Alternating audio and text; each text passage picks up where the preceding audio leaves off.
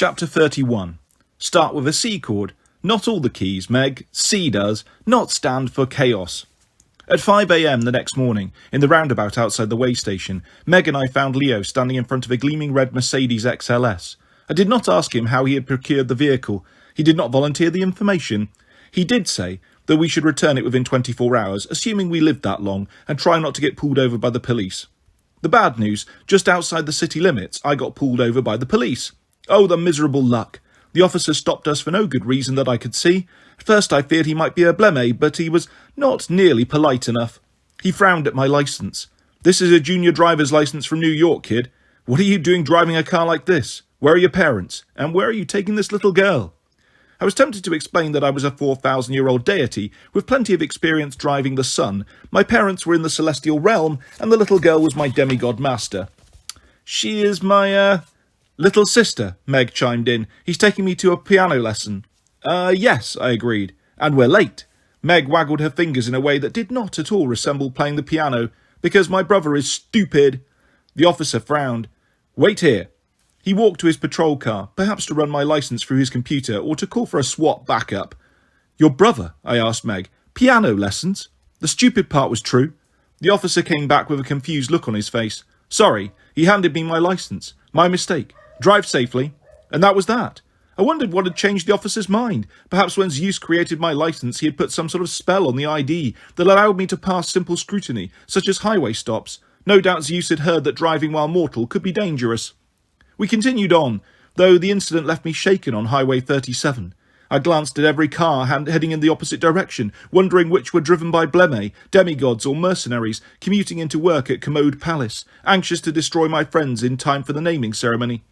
In the east, the sky lightened, from onyx to charcoal. Along the roadside, sodium vapour street lamps tinted the landscape, agamethyst orange, fences and pastures, stands of trees, dry gullies. Occasionally we spotted a petrol station on a Starbucks or a Starbucks oasis. Every few miles we passed billboards declaring gold, best prices, with a smiling man who looked suspiciously like King Midas in a cheap suit. I wondered how Latirisis was doing back at the way station. When we'd left, the whole place had been abuzz, everyone pitching in to fix armour, sharpen weapons and ready traps. Latirisis had stood at Josephine's side, offering advice about Commodus and his various troops, but he'd seemed only half present, like a man with a terminal disease, explaining to other patients how best they could prolong the inevitable. Strangely, I trusted him. I believed he would not betray Josephine and Emmy, little Georgina and the rest of the ragtag impromptu family I cared about. Lit's commitment seemed genuine. He now hated Commodus more than any of us. Then again, 6 weeks ago, I never would have suspected Meg McCaffrey of working for Nero. I glanced over at my small master. She slumped in her seat, her red high-tops on the dashboard above the glove compartment. The scrunched-up position didn't look comfortable to me. It struck me as the sort of habit a child learns, then is reluctant to abandon when they grow too big. She wriggled her fingers over her knees, still playing air piano. You might try putting a few rests in your composition, I told her, just for variety. I want lessons. I wasn't sure I'd heard her correctly. Piano lessons? Now? Not now, dummy, but sometime. Can you teach me? What a horrifying idea. I wanted to think I was far enough along in my career as a music god not to give piano lessons to beginners. Then again I noticed that Meg had asked me, not ordered me. I detected something tentative and hopeful in her face, a fresh green cheer, shoot emerging. I was reminded of Leo and Calypso last night in the library, talking wistfully of the normal life they might build in Indiana. Strange how often humans dream about the future. We immortals don't bother. For us, dreaming of the future is like staring at the hour hand of a clock. Very well, I said, assuming we survive this morning's adventures. Deal. Meg banged out a final chord that Beethoven would have loved. Then, from her backpack of supplies, she produced a baggie of carrots, peeled by me, thank you very much, and began munching them loudly while knocking the tips of her shoes together. Because Meg. We should talk strategy, I suggested. When we get to the caverns, we'll need to find the secret entrance. I doubt it will be as obvious as the regular mortal entrance. Okay. Once you've dispatched whatever guards we find. Once we have dispatched them, she corrected. Same difference. We'll need to look for 2 nearby streams. We'll have to drink from both of them before... Don't tell me. Meg held up a carrot like a baton. No spoilers. Spoilers? This information might save our lives. I don't like spoilers, she insisted. I want to be surprised. But no. I clenched the wheel. It took great effort not to punch the accelerator and send us hurtling towards the horizon. I wanted to talk about the cave of Trophonius, not just to enlighten Meg, but to see if I myself had the details straight. I'd stayed up most of the night in the way station library. I'd read scrolls, sifted through my imperfect memories, even tried to wrangle more answers from the Arrow of Dodona and Agamephos's magic 8-ball. I'd had limited success, but what I'd managed to piece together just made me more nervous. I liked to talk when I was nervous. Meg, however, seemed unconcerned by the task ahead of us. She acted as annoying and carefree as she had the first time I'd encountered her in that Manhattan alley. Was she just putting on a brave act? I didn't think so. I was constantly amazed at how resilient mortals could be in the face of catastrophe. Even the most traumatized, ill-treated, shell-shocked humans could carry on as if things were completely normal. Meals were still prepared, work was still done, piano lessons were commenced and carrot sticks munched. For miles we rode in silence. I couldn't even play any decent tunes because the Mercedes did not have satellite radio. Curse Leo Valdez and his free luxury vehicles. The only FM station I could find featured something called the Morning Zoo. After my experience with Calypso and the Griffins, I was in no mood for zoos. We passed through small towns with run-down motels, second-hand clothing shops, feed stores and various vehicles for sale on the side of the road. The countryside was flat and monotonous, a landscape that would not have been out of place in the ancient Peloponnese except for the telephone poles and billboards. Well, and the road itself. Greeks were never very good at building roads. That's probably because Hermes was their god of travel. Hermes was always more interested in fascinating, dangerous journeys than he was in quick and easy interstates. Finally, 2 hours after leaving Indianapolis, dawn started to break, and I started to panic. I'm lost, I admitted. Knew it, Meg said. It's not my fault. I followed those signs for God's place. Meg squinted at me. The Christian Bible store we passed? Why'd you do that? Well, honestly, the locals need to be more specific about which gods they're advertising. Meg belched into her fist. Pull over and ask the Arrow. I'm getting car sick. I did not want to ask the Arrow, but I also did not want Meg throwing up her carrots all over the leather upholstery. I pulled to the side of the road, dug my prophetic missile weapon from my quiver. Oh, wise Arrow, I said. We're lost. I knewest that when I met you. Such a thin shaft the Arrow had. How easy it would be to break. I restrained myself. If I destroyed the Grove of Dodona's gift, I worried that its patron, my hippie grandmother Rhea, might curse me to smell like patchouli or for all time. What I mean, I said, is that we need to find the entrance to the cave of Trophonius. Quickly, can you direct us there? The Arrow vibrated, perhaps testing for local Wi-Fi connections. Given our remote location, I feared he might start channeling the Morning Zoo. The mortal entrance lies 1 league east, he intoned, near a portable shed with a roof of blue. For a moment I was too surprised to speak. That was actually helpful. But thou canst not use the mortal entrance, he added. 'Tis guarded too well, and 'twould be deaf. Ah, less helpful. What's he saying? Meg asked. I gestured for her to be patient. Why, I don't know. It was a hopeless wish. Great, Arrow, I don't suppose you know how we should get into the cave? Goest thou down this road to the west, thou shalt seest a roadside stand which selleth fresh eggs. Yes, this roadside stand is not important. Keep driving. Apollo, Meg poked me in the ribs. What's he saying? Something about fresh eggs?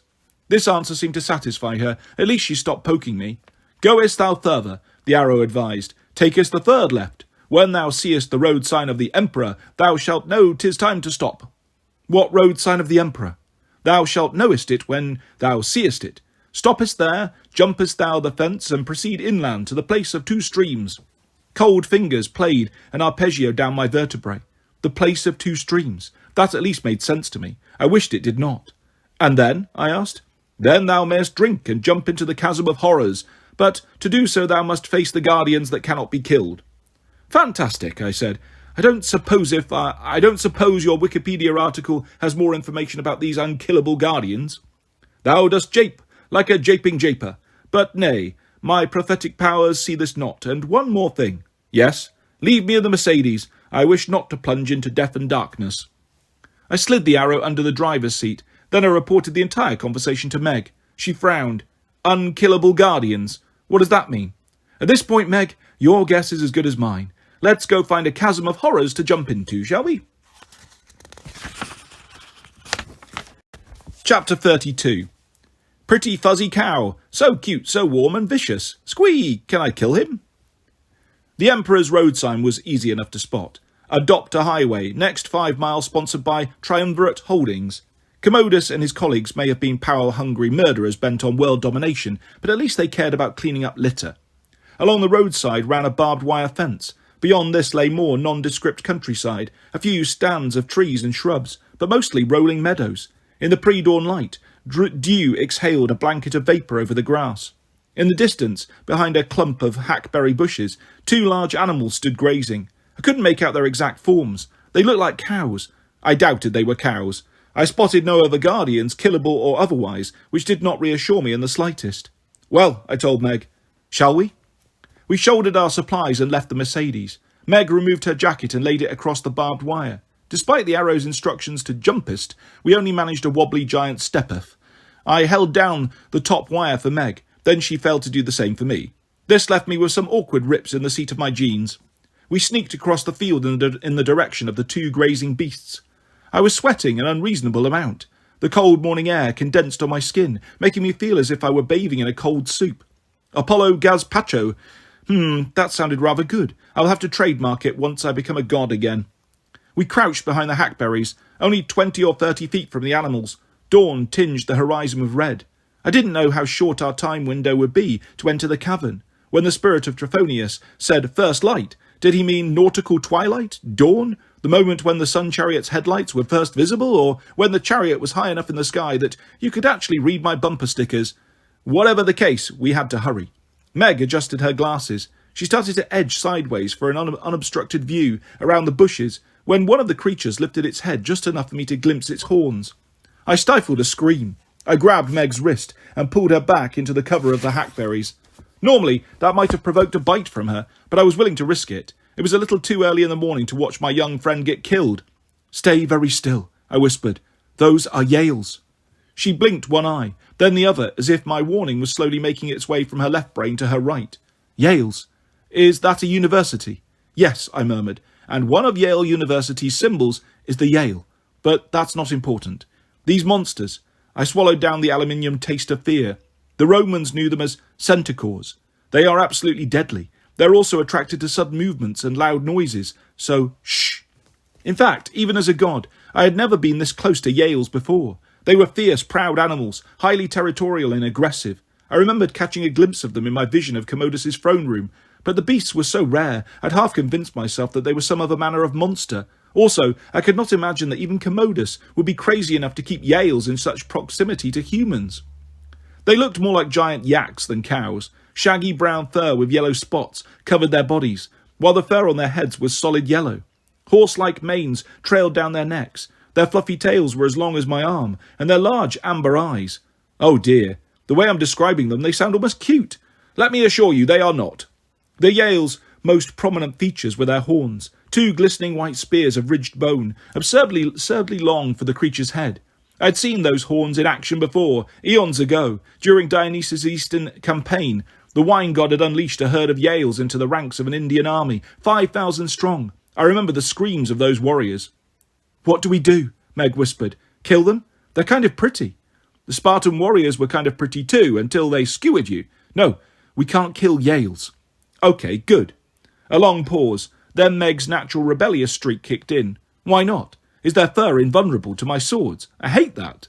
No, Meg, I don't think so. The reason we can't kill these creatures is that Yales are on the endangered monster list. You're making that up. Why would I make up such a thing? I had to remind myself to keep my voice down. Artemis is very careful about monitoring the situation. When monsters start to fade from mortals' collective memory, they regenerate less and less often from Tartarus. We have to let them breed and repopulate. Meg looked dubious. Uh-huh. Oh, come on. Surely you heard about that proposed temple of Poseidon in Sicily. It had to be relocated simply because the land was found to be the nesting area of a red-bellied hydra. Meg's blank stare suggested she hadn't heard about that, even though it had been headline news for just a few thousand years ago. At any rate, I persisted, Yales are much rarer than red-bellied hydras. I don't know where Commodus found these, but if we killed them, all the gods would curse us, starting with my sister. Meg gazed again at the shaggy animals grazing peacefully in the meadow. Aren't you already cursed by the river Styx or whatever? That's not the point. Then what do we do? The wind shifted. Suddenly I remembered another detail about Yales. They had an excellent sense of smell. The pair simultaneously lifted their heads and turned their lovely amber eyes in our direction. The bull Yale bellowed, a sound like a foghorn gargling mouthwash. Then both monsters charged. I remembered more interesting facts about Yales. Had I not been about to die, I could have narrated a documentary. For such large animals, their speed was impressive.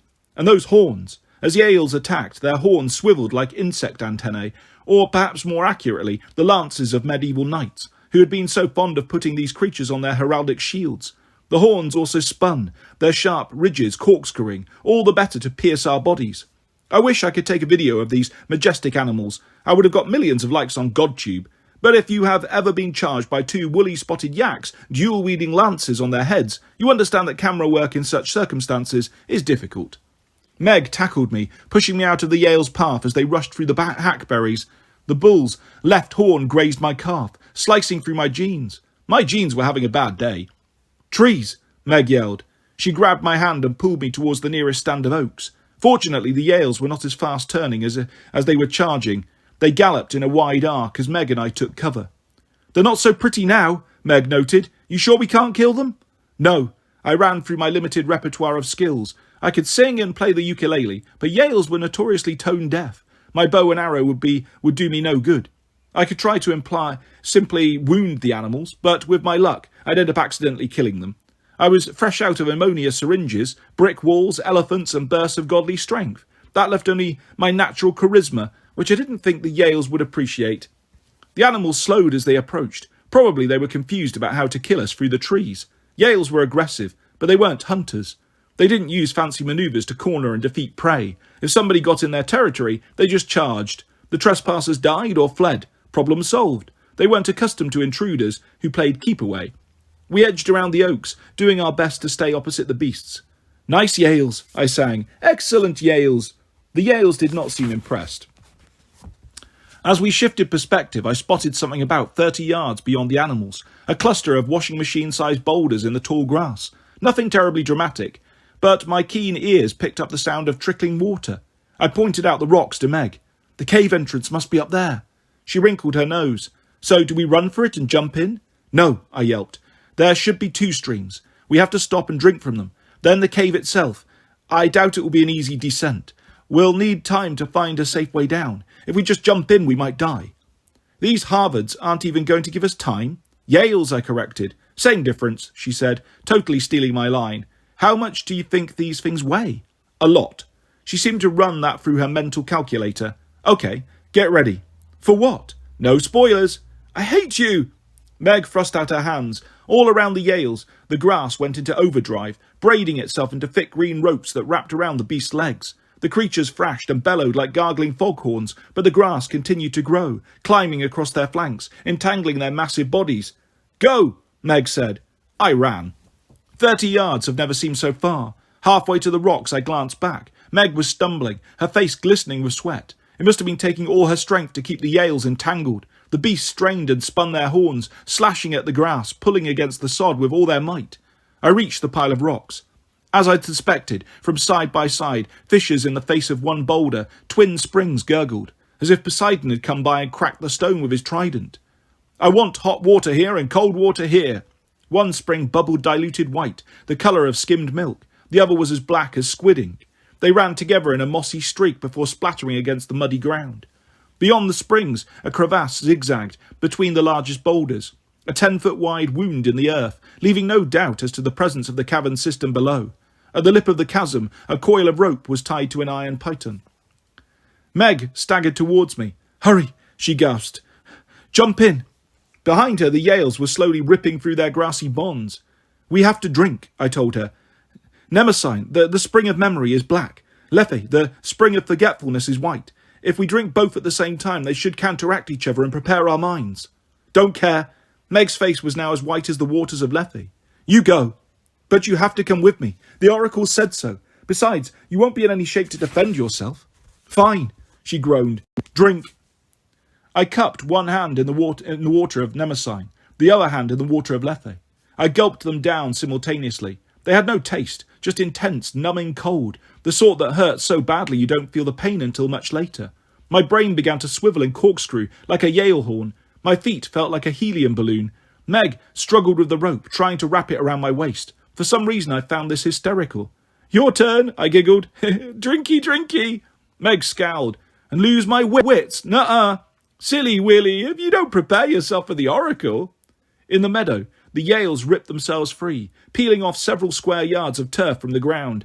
"No time." Meg lunged forward, tackling me around the waist. Like the good friend she was, she sent me tumbling over the ledge and into the black void below. Chapter 33. Feeling groovy. I'm drowning, freezing, snake surfing. Life is good, Batman. Meg and I plummeted through the dark, our rope unspooling as we bounced off one rock and then another, my clothing and skin getting brutally scraped away. I did the natural thing. I screamed, "Whee!" The rope snapped taut, giving me the Heimlich manoeuvre so violently I almost coughed up my appendix. Meg grunted with surprise and lost her grip on me. She fell deeper into the darkness. A heartbeat later, a splash echoed from below. I laughed, dangling in the void. That was fun, again. The knot unravelled at my waist, and I plunged into frigid water. My delirious state probably saved me from drowning immediately. I felt no need to struggle, thrash or gasp for breath. I floated down, vaguely amused by my predicament. The sips I had taken from Lethe and Nemesine battled in my mind. I couldn't remember my own name, which I found extremely funny, but I could recall with perfect clarity the yellow flecks in Python's serpentine eyes as he sank his fangs into my immortal biceps millennia ago. Beneath the dark water, I shouldn't have been able to see anything. Nevertheless, images floated in and out of my mind and my vision. Perhaps this was the effect of my eyeballs freezing. I saw my father, Zeus, sitting in a patio chair by an infinity pool at the edge of a terrace. Beyond the pool, an azure sea stretched to the horizon. The scene would have been more fitting for Poseidon, but I knew this place. My mother's condo in Florida. Yes, I had one of those immortal mums who retired to Florida. What can you do? Leto knelt at Zeus's side, her hands clasped in prayer. Her bronze arms glowed against her white sundress. Her long golden hair zigzagged down her back in an elaborate ladder weave. "Please, my lord," she implored, "he is your son. He has learned his lesson." "Not yet," Zeus rumbled. "Oh no, his real test is yet to come." I laughed and waved. "Hi, Mum. Hi, Dad." Since I was underwater and most likely hallucinating, my words should not have been audible. Nevertheless, Zeus glanced over and scowled. The scene evaporated. I found myself facing a different immortal. Floating before me was a dark goddess, her ebony hair wafting in the cold current, her dress billowing around her like volcanic smoke. Her face was delicate and sublime, her lipstick, eyeshadow and mascara all expertly done in shades of midnight. Her eyes gleamed with absolute hatred. I found her presence delightful. "Hi, Styx." Her obsidian eyes narrowed. "You, Oathbreaker, do not think I have forgotten." "But I have," I said. "Who am I again?" In that moment, I was absolutely serious. I knew this was Styx, goddess of the underworld's most important river. I knew she was the most powerful of all water nymphs, eldest daughter of the sea titan, Oceanus. I knew she hated me, which wasn't surprising since she was also the goddess of hatred. But I had no idea who I was or what I'd done to earn her animosity. "Did you know I'm drowning right now?" This was so hilarious I started to giggle a stream of bubbles. "I will have my due," Styx snarled. "You will pay for your broken promises." "Okay," I agreed. "How much?" She hissed in annoyance. "I can't even do this with you right now. Return to your foolish quest." The goddess vanished. Someone grabbed me by the scruff of my neck, yanked me out of the water and dumped me on a hard stone surface. My rescuer was a young girl of about 12. Water dripped from her tattered green sheath dress. Bloody scratches covered her arms. Her jeans and red high tops were shellacked with mud. Most alarmingly, the rhinestones in the corners of her cat-eye glasses were not just glinting. They emitted their own pale light. I realised those small constellations hovering next to her eyes were the only reason I could see the girl at all. "I feel like I know you," I croaked. "I want to say Peg, or Megan." She frowned, looking almost as dangerous as the goddess Styx. "You're not kidding, are you?" "Nope." I gave her a cheerful smile, despite the fact that I was soaked and shivering. It occurred to me that I was probably going into hypothermic shock. I remembered all the symptoms of that. Shivering, dizziness, confusion, rapid heart rate, nausea, fatigue. Wow, I was batting 1,000. Now, if only I could remember my name. It occurred to me that I had two of them. Was one of them Lester? Oh dear, how awful. The other was something that began with an A. Alfred? No, that would make this young girl Batman, and that didn't really feel right. My name is Meg, she offered. Yes, yes, of course, thanks, and I'm an idiot? No, oh, that's a joke. Not really, but your name is Apollo. Right, and we're here for the Oracle of Trophonius. She tilted her head, sending her left eyeglass-framed constellation into a high astrological house. You can't remember our names, but you remember that. Strange, isn't it? I struggled to sit up. My fingers had turned blue, which probably wasn't a good sign. I remember the steps for petitioning the Oracle. First we drink from the springs of Lethe and Mnemosyne. I did that already, didn't I? That's why I feel so odd. Yeah. Meg wrung the water out of her skirt. We need to keep moving or we'll freeze to death. Okay. I accepted her help, getting me to my feet. After drinking from the springs, we descend into a cave. Oh, we're here. Then we go further into the depths. That way. In fact, there was only one way. 50 feet above us, a tiny slash of daylight glowed from the crevice we'd fallen through. The rope dangled well out of reach. We would not be exiting the same way we entered. To our left rose a sheer face of rock. About halfway up the wall, a waterfall gushed from a fissure, spilling into the pool at our feet. To our right, the water formed a dark river and flowed out through a narrow tunnel. The ledge we were standing on wound alongside the river, just wide enough to walk on, assuming we didn't slip, fall in and drown. Well then, I led the way, following the stream. As the tunnel turned, the rock still narrowed. The ceiling lowered until I was almost crawling. Behind me, Meg breathed in shivering puffs, her exhales so loud they echoed over the babble of the river. I found it difficult to walk and form rational thoughts at the same time. It was like playing syncopated rhythms on a drum set. My sticks needed to move in completely different pattern than my feet on the bass and top hat pedals. One small mistake and my edgy jazz beat would turn into a leaden polka. I stopped and turned to Meg. Honey cakes? In the glowing rhinestone light of her glasses, her expression was difficult to read. I hope you're not calling me that. No, we need honey cakes. Did you bring them or did I? I patted my soaking wet pockets. I felt nothing but a set of car keys and a wallet. I had a quiver, a bow and a ukulele on my back. Oh, a ukulele. Wonderful. But I didn't think I would have stored pastries in a stringed instrument. Meg frowned. You never said anything about honey cakes. But I just remembered. We need them for the snakes. Snakes? Meg developed a facial tic that I did not think was related to hypothermia. Why would there be snakes? Good question. I just know we're supposed to have honey cakes to appease them, so we forgot the cakes? You never said anything about cakes. Well, that's a shame. Anything we can substitute? Oreos, perhaps? Meg shook her head. No Oreos. Okay. I guess we'll improvise. She glanced apprehensively down the tunnel. You show me how to improvise with snakes. I'll follow. This sounded like a splendid idea. I strolled merrily onward, except where the tunnel's ceiling was too low. In those places I squatted merrily onward. Despite slipping into the river a few times, whacking my head on a few stalactites and choking on the acrid smell of bat guano, I felt no distress. My legs seemed to float. My brain wobbled around in my head, in my skull, constantly rebalancing like a gyroscope. Things I could remember. I'd had a vision of Leto. She'd been trying to convince Zeus to forgive me. That was so sweet. I'd also had a vision of the goddess Styx. She'd been angry. Hilarious. And for some reason I could remember every note Stevie Ray Vaughan played on Texas Flood. What a great song. Things I could not remember. Didn't I have a twin sister? Was her name Lesterina? Alfreda? Neither of those sounded right. Also, why was Zeus mad at me? Also, why was Styx mad at me? Also, who was this girl behind me with the glowing rhinestone glasses, and why didn't she have any honey cakes? My thoughts may have been muddled, but my senses were as sharp as ever. From the tunnel ahead of us, wafts of warmer air brushed against my face. The sounds of the river dissipated, the echoes growing deeper and softer, as if the water was spreading out into a larger cavern. A new smell assaulted my nostrils. A scent drier and sourer than bat guano, and yes, reptilian skin and excrement. I halted. I know why. I grinned at Peggy. Megan. No, Meg. She scowled. You know why what? Why snakes, I said. You asked me why we would find snakes, didn't you? Or was that someone else? Snakes are symbolic. They represent prophetic wisdom from deep in the earth, just as birds symbolize prophetic wisdom from the heavens. Uh-huh. So snakes are attracted to oracles, especially ones in caves. Like that big snake monster we heard in the labyrinth, Python. I found this reference vaguely unsettling. I was pretty sure I'd known who Python was a few minutes ago. Now I was blanking. I flashed on the name Monty Python. Was that correct? I didn't think the monster and I had ever been on a first-name basis. Well, yes, I suppose it's like that, I said. Anyway, the snakes should be right up ahead. That's why we need honey cakes. You have some, you said?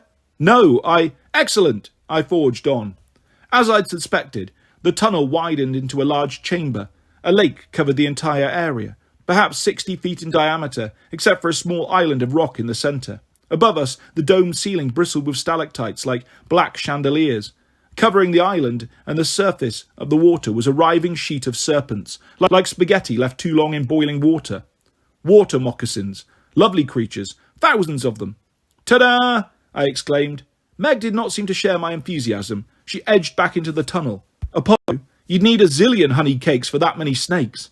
Oh, but you see, we need to get to that little island in the centre. That's where we'll receive our prophecy. But if we go into that water, won't the snakes kill us?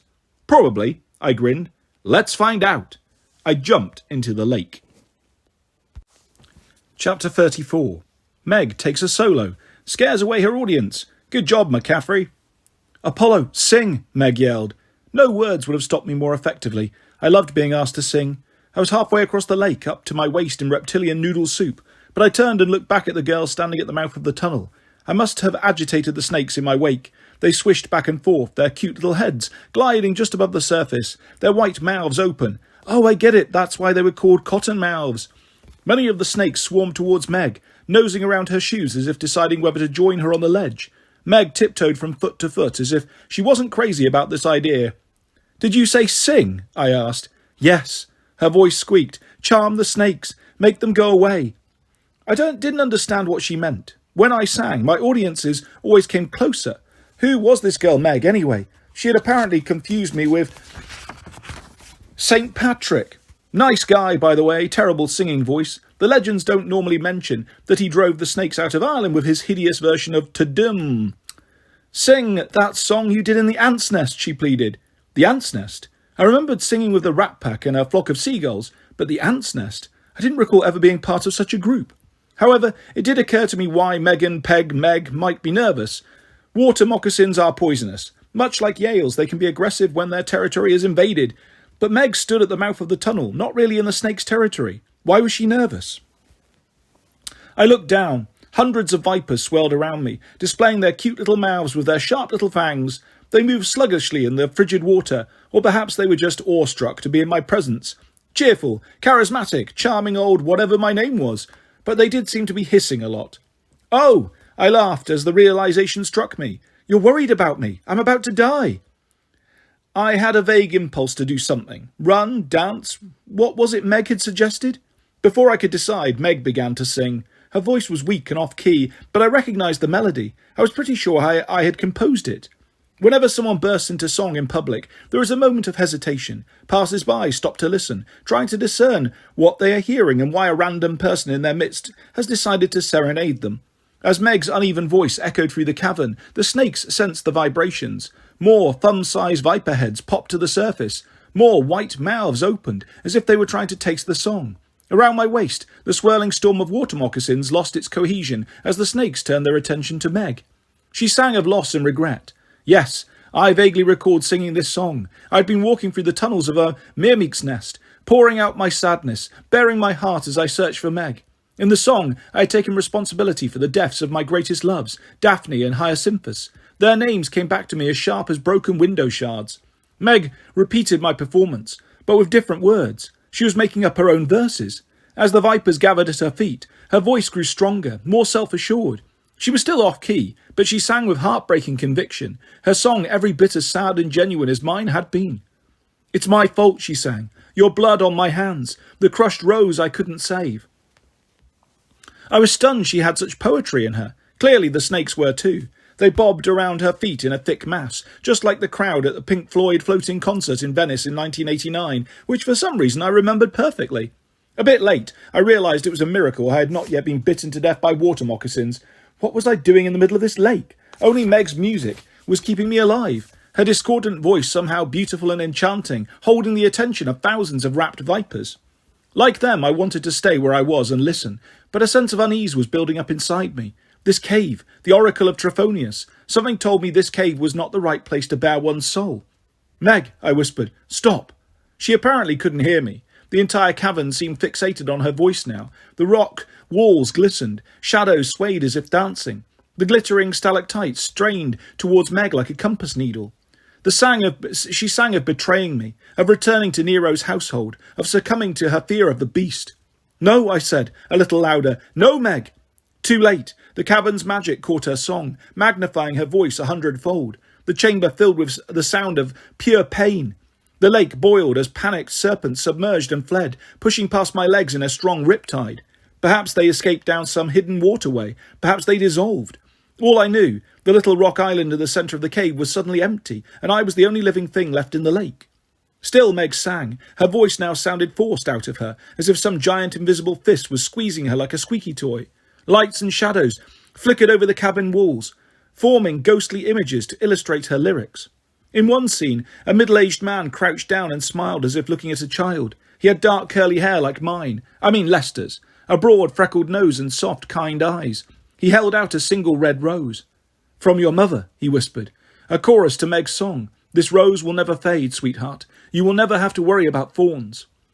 The pudgy hand of a child appeared in the vision, reaching for the flower. I suspected this was one of Meg's earliest memories, something just on the edge of consciousness.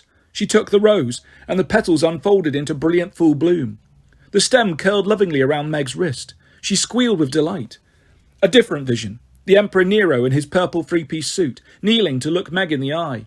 He smiled in a way that might have been mistaken for kindly if you didn't know Nero. His double chin puffed out under his helmet-strapped beard. His bejeweled rings glittered on his fat fingers. You'll be a good girl, won't you? He gripped Meg's shoulder a little too tightly. Your daddy had to go away. Perhaps if you're good, you'll see him again. Won't that be nice? The younger version of Meg nodded. I sensed, somehow, that she was about 5 years old. I imagined her thoughts and emotions curling up inside her, forming a thick protective shell. Another scene flickered into view, just outside the New York Public Library in Midtown. A man's corpse sprawled on the white marble steps. One hand was splayed on his gut, which was a gruesome battleground of red trenches, perhaps slashes from a knife or the claws of a large predator. Police milled around taking notes, snapping photos, holding the crowd behind a line of yellow tape. They parted, however, to let 2 people in. Nero, in a different purple suit, but the same ghastly beard and jewellery, and Meg, now maybe 6, horrified and pale and reluctant. She saw the body and began to whimper. She tried to turn away, but Nero planted a heavy hand on her shoulder to keep her in place. I want you to see this. His voice dripped with false sympathy. I am so sorry, my dear. The beast. He sighed as if this tragic scene was unavoidable. I need you to be more diligent in your studies, do you understand? Whatever the swordsmaster says, you must do. It would break my heart if something else happened, something even worse than this. Look and remember. Tears pooled in Meg's eyes. She edged forward. Clutched in her dead father's other hand was a stem of a rose. The crushed petals were strewn across his stomach, almost invisible against the blood. She wailed, Daddy, help me! The police paid her no attention. The crowd acted as if she didn't exist. Only Nero was there for her. At last she turned to him, buried her face in his suit vest and sobbed uncontrollably. Shadows flickered more rapidly across the cavern walls. Meg's song began to reverberate, breaking into random waves of noise. The lake churned around me. On the small rock island, darkness gathered, swirling upward like a waterspout, forming the shape of a man. Meg, stop singing, I yelled. With one final sob, she crumpled to her knees, her face streaked with tears. She fell to her side, groaning, her voice like crumpling sandpaper. The rhinestones in her glasses still glowed, but with a faint, bluish tint, as if all the warmth had been drained from them. I wanted more than anything to rush to Meg's side. The sips of memory and forgetfulness had mostly burned out of my system. I knew Meg McCaffrey. I wanted to comfort her, but I also knew that the danger to her had not passed. I faced the island. The apparition was only vaguely humanoid, composed of shadows and fractals of light. After images from Meg's lyrics flashed and faded in his body. He radiated fear, even more strongly than Thalia's Aegis shield. Waves of terror that threatened to rip my self-control from its moorings. Trophonius, I yelled. Leave her alone. His form came into clearer focus, his lustrous dark hair, his proud face. Around him swarmed a host of phantom bees, his sacred creatures, small smudges of darkness. Apollo. His voice resonated deep and harsh, just as it had sounded when expelled from Georgina on the throne. Of memory. I've waited a long time, father. Please, my son. I clasped my hands. Meg is not your petitioner, I am. Trophonius regarded young McCaffrey, now curled up and shivering on the stone ledge. If she is not my petitioner, why did she summon me with her song of grief? She has many unanswered questions. I could answer them for the price of her sanity. No, she was trying to protect me. I choked on the words. She is my friend. She did not drink from the springs. I did. I am the supplicant to your holy oracle. Take me instead. Trophonius's laughter was a horrible sound, worthy of a spirit who dwelled in the darkness with thousands of poisonous snakes. Take me instead, he repeated, the very prayer I made when my brother Agamethus was caught in a tunnel, his chest crushed, his life fading. Did you listen to me then, father? My mouth turned dry. Don't punish the girl for what I did. Trophonius's ghostly bees swarmed in a wider cloud, buzzing angrily past my face. Do you know how long I wandered the mortal world after killing my brother Apollo? Asked the ghost. After cutting off his head, my hands still covered in his blood, I staggered through the wilderness for weeks, months. I pleaded to the earth to swallow me up and end my misery. I got half my wish. He gestured around him. I dwell in darkness now because I am your son. I see the future because I am your son. All my pain and madness. Why should I not share it with those who seek my help? Does your help ever come without a price? My legs gave out. I plunged to my knees, the frigid water up to my chin. Please, Trophonius, I am mortal now. Take your price from me, not her. The girl has already volunteered. She opened her deepest fears and regrets to me. No, she didn't drink of the 2 springs. Her mind is not prepared. She will die. Images flickered through Trophonius's dark form like flashes of lightning. Meg encased in goo in the ant's lair. Meg standing between me and Latyrisus, his sword stopped cold by her crossed golden blades. Meg hugging me fiercely as we flew our griffin from the Indianapolis Zoo. She is precious to you, said the oracle. Would you give your life in exchange for hers? I had trouble processing that question. Give up my life? At any point in my 4,000 years of existence, my answer would have been an emphatic no. Are you crazy? One should never give up one's life. One's life is important. The whole point of my quest in the mortal world, finding and securing all these ancient oracles, was to regain immortality, so I wouldn't have to ponder such awful questions. And yet, I thought of Emmy and Josephine renouncing immortality for each other. I thought of Calypso giving up her home, her powers and eternal life, for a chance to roam the world, experience love, and possibly enjoy the wonders of high school in Indiana. Yes. I found myself saying, yes, I would die to save Meg McCaffrey. Trophonius laughed, a wet, angry sound like the churning of vipers in water. Very good. Then promise me that you'll grant me a wish. Whatever I ask, you will do. Your wish? I wasn't a god anymore. Trophonius knew that. Even if I could grant wishes, I seem to recall a very recent conversation with the goddess Styx about the dangers of making oaths I couldn't keep. But what choice did I have? Yes, I said, I swear, whatever you ask. Then we have an agreement? You will take me instead of the girl. Oh, I didn't promise anything in return. The spirit turned as black as oil smoke. I just wanted to exact that promise from you. The girl's fate is already decided. He stretched out his arms, expelling millions of dark, ghostly bees. Meg screamed in terror as the swarm engulfed her. Chapter 35. Man, I hate my son. A real arrogant jackwad, nothing like his dad. I did not know I could move so fast. Not as Lester Papadopoulos, anyway. I bounded across the lake until I reached Meg's side. I tried desperately to shoo away the bees, but the wisps of darkness swarmed her, flying into her mouth, nose and ears, even into her tear ducts. As a god of medicine, I would have found that fascinating if I hadn't been so repulsed. Trophonius, stop it, I pleaded. This is not my doing, said the spirit. Your friend opened her mind to the dark oracle. She asked questions. Now she is receiving the answers. She asked no questions. Oh, but she did. Mostly about you, father. What will happen to you? Where must you go? How can she help you? These worries are foremost in her mind. Such misplaced loyalty. Meg began to thrash. I turned her onto her side, as one should do for someone having a seizure. I racked my brain. What else? Remove sharp objects from her environment. All the snakes were gone. Good. Not much I could do about the bees. Her skin was cold, but I had nothing warm and dry to cover her with. Her usual scent, that faint, inexplicable smell of apples, had turned dank as mildew. The rhinestones in her glasses were completely dark, the lenses white with condensation. Meg, I said, stay with me. Concentrate on my voice. She muttered incoherently. With a twinge of panic, I realised that if she gave me a direct order in her delirious state, even something as simple as leave me alone or go away, I would be compelled to obey. I had to find a way to anchor her mind, to shield her from the worst of the dark visions. That was difficult when my own mind was still a little fuzzy and not completely trustworthy. I muttered some healing chants, old curative tunes I hadn't used in centuries. Before antibiotics, before aspirin, before even sterile bandages, we had songs. I was the god of both music and healing for good reason. One should never underestimate the healing power of music. Meg's breathing steadied, but the shadowy swarm still enveloped her, attracted to her fears and doubts like bees to pollen. Ahem, Trophonius said. So, about this favour you promised. Shut up, I snapped. In her fever, Meg murmured, Shut up. I chose to take this as an echo, not an order, aimed at Trophonius rather than me. Thankfully, my vocal cords agreed. I sang to Meg about her mother, Demeter, the goddess who could heal the entire earth after drought, fire or flood.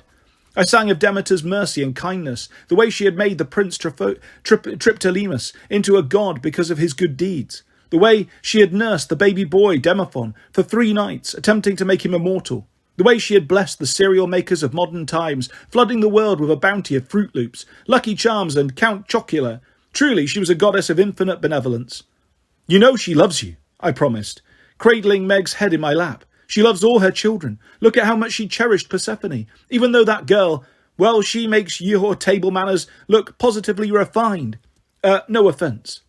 I realised I wasn't even singing anymore. I was rambling, trying to drive off Meg's fears with a friendly voice. Once, I continued, Demeter married this minor harvest god, Carmenor. You've probably never heard of him. No one had. He was this local deity in Crete. Rude, backward, poorly dressed. But oh, they loved each other. They had his son. Ugliest boy you ever saw. Had no redeeming qualities. He looked like a pig. Everyone said so. He even had a horrible name. Eubolus. Sounds like Ebola, I know. But Demeter turned everyone's criticisms around. She made Eubolus the god of swineherds. I only say this because, well, you never know, Meg. Demeter has plans for you, I'm sure. You can't die on me, you see. You have too much to look forward to. Demeter might make you into a minor goddess of cute little piglets. I couldn't tell if she was hearing me. Her eyes shifted under closed lids, as if she'd entered REM's sleep. She wasn't twitching and thrashing quite as much. Or was that my imagination? I was shaking from cold and fear so much myself, it was hard to be sure. Trophonius made a sound like a steam valve opening. She's just fallen into a deeper trance. That's not necessarily a good sign. She could still die. I kept my back to him. Meg, don't listen to Trophonius. He's all about fear and pain. He's just trying to make us lose hope. Hope, said the spirit. Interesting word. I had hope once, that my father might act like a father. I got over it after a few centuries of being dead. Don't blame me for you robbing the king's treasury, I snarled. You are here because you messed up. I prayed to you. Well, perhaps you didn't pray for the right thing at the right time, I yelled. Pray for wisdom before you do something stupid. Don't pray for me to bail you out after you follow your worst instincts. The bees swirled around me and buzzed angrily, but they did no harm. I refused to offer them any fear to feed on. All that mattered now was staying positive, staying anchored for Meg's sake. I'm here. I brushed the wet hair from her forehead. You are not alone. She whimpered in her trance. The rose died. I felt as if a water moccasin had wriggled into my chest and was biting my heart, one artery at a time. Meg, a flower is only part of the plant. Flowers grow back. You have deep roots. You have strong stems. Your face is green. I turned to Trophonius in alarm. Why is her face green? Interesting. He sounded anything but interested. Perhaps she's dying. He tilted his head as if listening to something in the distance. Ah, they're here, waiting for you. What? Who? The Emperor's servants, Bleme. Trophonius gestured to the far side of the lake.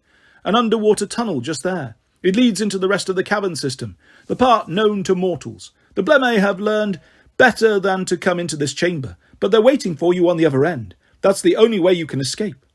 Then we will. Doubtful, said Trophonius. Even if your young friend survives, the Bleme are preparing explosives. What? Oh, Commodus probably told them to use the explosives only as a last resort. He likes having me as his personal fortune teller. He sends his men in here from time to time, pulls them out half dead and insane, gets free glimpses of the future. What does he care? But he'd rather destroy this oracle than allow you to escape alive. I was too dumbfounded to respond. Trophonius let loose another harsh peal of laughter.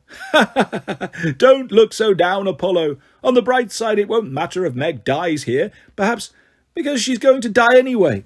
Look, she's frothing at the mouth now. This is always the most interesting part. Meg was indeed gurgling white foam. In my expert medical opinion, that was rarely a good sign. I took her face between her hands, between my hands. Meg, listen to me. The darkness roiled around her, making my skin tingle. I'm here. I'm Apollo, god of healing. You will not die on me. Meg didn't take orders well. I knew this. She twitched and foamed, coughing up random words like horse, crossword, cloven, roots. And not a great sign, medically speaking. My singing had not worked. Stern language had not worked. There was only one other remedy I could think of, an ancient technique for drawing out poison and evil spirits. The practice was no longer endorsed by most medical associations, but I remembered the limerick from the Grove of Dodona, the line I had lost the most sleep over. Was forced death and madness to swallow. Here we were. I knelt over Meg's face, as I used to do when I taught mouth-to-mouth resuscitation as part of first aid training at Camp Jupiter. Those silly Roman demigods were always drowning. I'm sorry about this. I pinched Meg's nose and clamped my mouth over hers, a slimy, unpleasant sensation, much like what I imagine Poseidon experienced when he realised he was kissing the Gorgon Medusa. I could not be deterred. Instead of exhaling, I inhaled, sucking the darkness from Meg's lungs. Perhaps at some point in your life you've got water up your nose. Imagine that feeling, except with bee venom and acid instead of water. The pain almost made me black out, a noxious cloud of horror flooding through my sinuses, down my throat and into my chest. I felt ghostly bees ricocheting through my respiratory system, trying to sting their way out. I held my breath, determined to keep as much of the darkness away from Meg as long as I could. I would share this burden with her, even if it killed me. My mind slid sideways into Meg's own memories. I was a frightened little girl, trembling on the steps of the library, staring down at the body of my murdered father. The rose he had given me was crushed and dead. Its petals were scattered across the wounds the beast had made in his belly. The beast had done this, I had no doubt. Nero had warned me again and again. Daddy had promised me the rose would never die. I would never have to worry about thorns. He said the flower was a gift from my mother, a lady I had never met. But the rose was dead. Daddy was dead. My life was nothing but thorns. Nero put his hand on my shoulder. I'm so sorry, Meg. His eyes were sad, but his voice was tinged with disappointment. This only proved what I already suspected. Daddy's death was my fault. I should have been a better daughter. I should have trained harder, minded my manners, not objected when Nero told me to fight the larger children or the animals I did not want to kill. I had upset the beast. I sobbed, hating myself. Nero hugged me. I buried my face in his purple clothes, his sickly sweet cologne, not like flowers, but like old, desiccated potpourri in a nursing home. I wasn't sure how I even knew that smell, but it brought back a half-remembered feeling of helplessness and terror. Nero was all I had. I didn't get real flowers, a real father, a real mother. I wasn't worthy of that. I had to cling to what I had. Then our minds commingled. Meg and I plunged into primordial chaos, the miasma from which the fates wove the future, making destiny out of randomness. No one's mind should be exposed to such power. Even as a god, I feared to go too near the boundaries of chaos. It was the same sort of danger mortals risk when they ask to see a god's true form, a burning, terrible pyre of pure possibility. Seeing such a thing could vaporize humans, turn them into salt or dust. I shielded Meg from the miasma as best I could, wrapping my mind around hers in a sort of embrace, but we both heard the piercing voices. Swift white horse, they whispered, the crossword speaker, lands of scorching death. And more, lines spoken too fast, overlapping too much to make sense of. My eyes began to bake, the bees consumed my lungs. Still, I held my breath. I saw a misty river in the distance. The Styx itself. The dark goddess beckoned me from the shore, inviting me to cross. I would be immortal again, if only in the way human souls were immortal after death. I could pass into the fields of punishment. Didn't I deserve to be punished for my many crimes? Unfortunately, Meg felt the same way. Guilt weighed her down. She did not believe she deserved to survive. What saved us was a simultaneous thought. I cannot give up. Apollo Meg needs me. I endured for another moment. Then, too, at last I could stand it no more. I exhaled, expelling the poison of the prophecy. Gasping for fresh air, I collapsed next to Meg on the cold, wet stone. Slowly the world returned to a solid state. The voices were gone. The cloud of ghostly bees had vanished. I rose to my elbows. I pressed my fingers against Meg's neck. Her pulse pattered, thready and weak, but she was not dead. Thank the three fates, I murmured. For once, I actually meant it. If Clotho, Lachesis, and Atropos had been in front of me right then, I would have kissed their warty noses. On his island, Trophonius sighed. Oh, well, the girl might still be insane for the rest of her life. That's some consolation. I glared at my deceased son. Some consolation. Yes, he tilted his ethereal head, listening again. You'd best hurry. You'll have to carry the girl through the underwater tunnel, so I suppose you might both drown, or the bleme might kill you at the other end, but if not, I want that favour. I laughed. After my plunge into chaos, it wasn't a pretty sound. Ha! You expect a favour for attacking a defenceless girl? For giving you your prophecy, Trophonius corrected. It's yours, assuming you can extract it from the girl on the throne of memory. Now, my favour, as you promised. Destroy this cave. I had to admit, I'd just come back from the miasma of pure prophecy, and I still didn't see that request coming. Say what? Now? This location is too exposed, said Trophonius. Your allies at the way station will never be able to defend it from the triumvirate. The emperors will just keep attacking. I do not wish to be used by Commodus any more. Better that the oracle is destroyed. I wondered if Zeus would agree. I'd been operating under the assumption that my father wanted me to restore all the ancient oracles before I could regain my godhood. I wasn't sure if destroying the cavern of Trophonius would be an acceptable plan B. Then again, if Zeus wanted things done in a certain way, he should have given me instructions in writing. But, Trophonius, what will happen to you? Trophonius shrugged. Perhaps my oracle will reappear somewhere else in a few centuries, under better circumstances, in a more secure location. Maybe that will give you time to become a nicer father. He was definitely making it easier to consider his request. How do I destroy this place? I may have mentioned the bleme with explosives in the next cave. If they do not use them, you must. And Agamephis? Will he disappear as well? Dim flashes of light erupted from within the spirit's form. Perhaps sadness. Eventually, said Trophonius. Tell Agamephis. Tell him I love him, and I'm sorry this has been our fate. That's more than I ever got from you. His swirling column of darkness began to unspool. Wait, I yelled. What about Georgina? Where did Agamephis find her? Is she my child? The laughter of Trophonius echoed weakly through the cavern. Ah, yes. Consider that mystery my last gift to you. Father, I hope it drives you insane. Then he was gone. For a moment I sat on the ledge, stunned and devastated. I didn't feel physically hurt, but I realised it was possible to suffer 1,000 bites in his snake pit, even if none of the vipers came near you. There were other kinds of poison. The cave rumbled, sending ripples across the lake. I didn't know what that meant, but we could not stay here.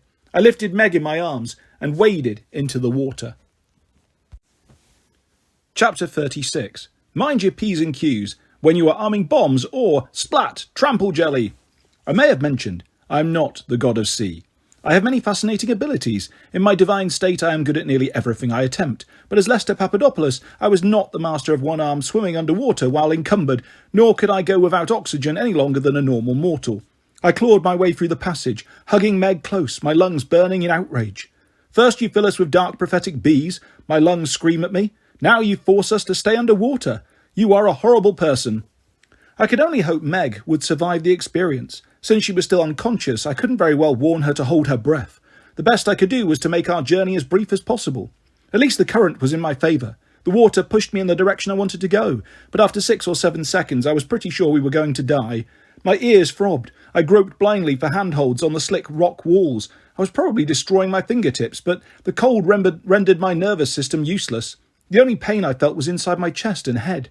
My mind began to play tricks on me as it sought more oxygen. You can breathe underwater, it said. Go ahead, it'll be fine. I was about to inhale the river when I noticed a faint green glow above me. Air? Radiation? Limeade? Any of those sounded better than drowning in the dark. I kicked upward. I expected to be surrounded by enemies when I surfaced, so I tried to emerge with as little gasping and flailing as possible. I made sure Meg's head was above water, then gave her a quick abdominal thrust to expel any fluid from her lungs. That's what friends are for. Doing all this quietly was no easy task, but as soon as I took in our surroundings, I was glad to be such a ninja of soft gasping and flailing. This cave was not much larger than the one we had left. Electric lamps hung from the ceiling, casting green streaks of light across the water. Along the opposite side of the cave, a boat dock was lined with boxy aluminium barges, for touring the mortally accessible areas of the subterranean river, I assumed. On the dock, 3 bleme crouched over a large object that looked like 2 scuba tanks duct-taped together, the cracks stuffed with wads of putty and lots of wires. Had Leo Valdez made such a contraption, it could have been anything from a robotic butler to a jetpack. Given the bleme's lack of creativity, I came to the depressing conclusion that they were arming a bomb. The only reasons they had not noticed and killed us already were, 1, They were busy arguing, and 2, they were not looking in our direction. Blemay's peripheral vision consists entirely of their own armpits, so they tend to focus straight ahead. One Blemay was dressed in dark green trousers and an open green shirt, a park ranger's outfit perhaps. The second wore the blue uniform of an Indiana state trooper. The third, oh dear, she wore a very familiar-looking flowery dress. "No siree," the trooper yelled as politely as possible. "That is not where the red wire goes, thank you very much." "You're welcome," said the ranger, "but I studied the diagram. It does go there, you see, because the blue wire has to go here, and if you'll excuse me for saying so, you're an idiot." "You're excused," the trooper said amiably, "but only because you're an idiot."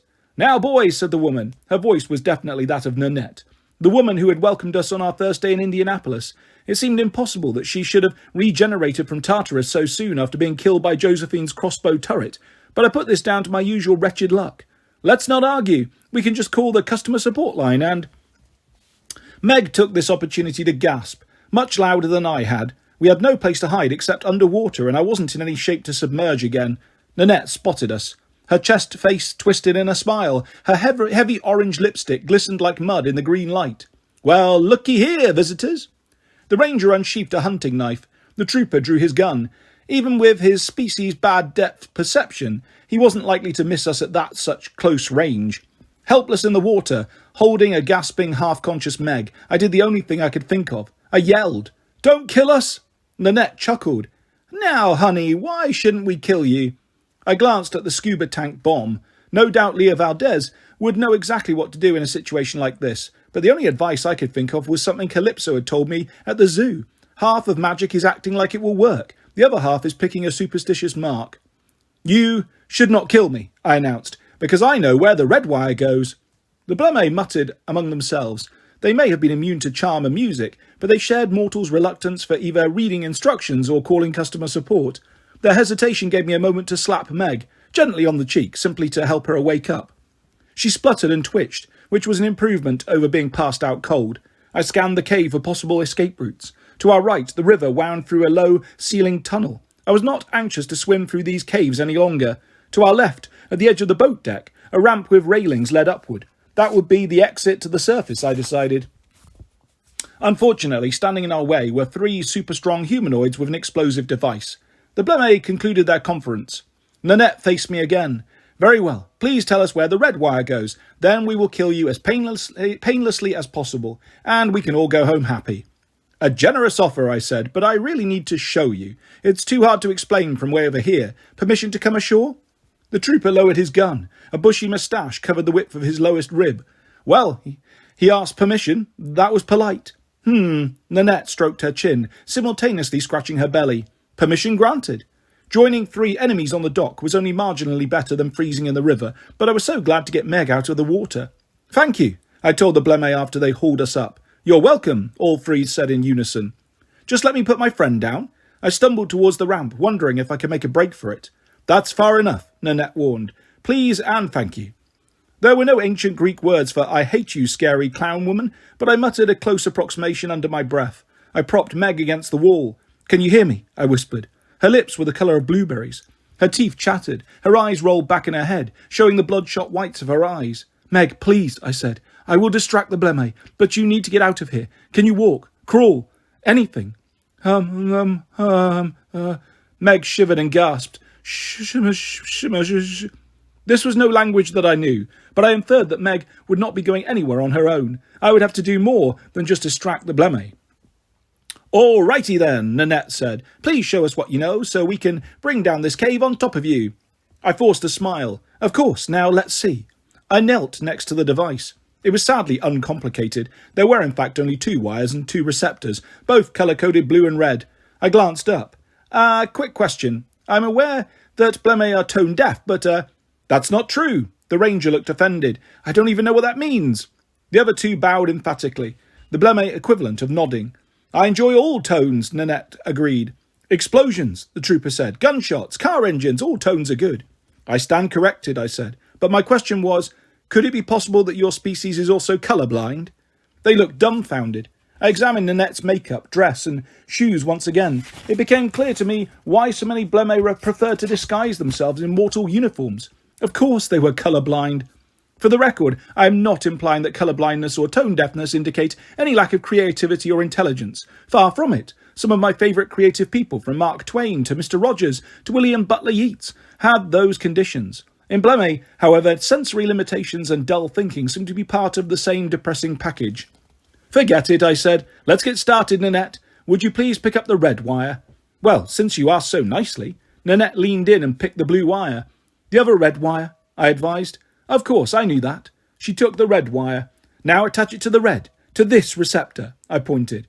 Nanette did as I instructed. There you are, I said. Clearly still perplexed, the Bleme stared at the device. The trooper said, But there's another wire. Yes, I said patiently. It goes to the second receptor. However, I grabbed Nanette's hand before she could blow us all up. Once you connect it, you will most likely activate the bomb. Do you see this small screen here? I am no Hephaestus, but I assume this is the timer. Do you happen to know what the default countdown is? The trooper and ranger conferred in the guttural, monotone language of the Bleme, which sounded like two busted power sanders speaking in Morse code. I glanced over at Meg, who was right where I'd left her, still shivering and muttering shumma shumma under her breath. The ranger smiled in a self-satisfied way. Well, sir, since I'm the only one who read the diagram, I've decided I can safely give you the answer. The default time is 5 seconds. Ah. A few phantom bees crawled up my throat. So once you connect the wire, there will be virtually no time to exit the cave before the bomb goes off. Exactly, Nanette beamed. The Emperor was very clear. If Apollo and the child make it out of the oracle chamber, kill them and bring down the cavern in a mighty explosion. The trooper frowned. No, he said to kill them with the mighty explosion. No, sirree, said the ranger. He said to use the mighty explosion only if we had to. We could kill these two if they appeared, but if they didn't. He scratched his shoulder hair. I'm confused now. What was the bomb for? I said a silent prayer of thanks that Commodus had sent Bleme and not Germani to do this job. Of course, that probably meant the Germani were fighting my friends at the way station right now, but I could only handle one earth-shattering crisis at a time. Friends, I said. Frenemies, Bleme, my point is this. If you activate the bomb, the three of you will die too. Are you prepared for that? Nanette's smile melted. Oh, I've got it. The ranger wagged his finger at me enthusiastically. Why don't you connect the wire after the three of us leave? Don't be silly, said the trooper. He won't kill himself and the girl just because we ask him to. He gave me a cautiously hopeful glance. Will you? Doesn't matter, Nanette chided. The Emperor told us to kill Apollo and the girl, not to have them do it themselves. The others mumbled agreement. Following orders to the letter was everything, of course. I have an idea, I said, when in fact I did not. I had been hoping to come up with some clever plan to overpower the Bleme and get Meg out of there. So far, no clever plan had materialised. There was also the matter of my promise to Trophonius. I had sworn to destroy his oracle. I preferred to do that without destroying myself.